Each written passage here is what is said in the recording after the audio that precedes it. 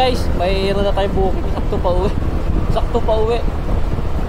Galing dito sa Terminal 3 papuntang Bago Bantay, UC. Tawa ako sa pasahero ko ba kay nahirapan siya magtagalog. Kuan tay sa.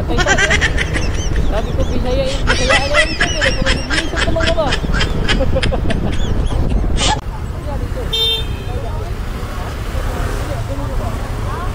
Parang nahirapan ako magtagalog.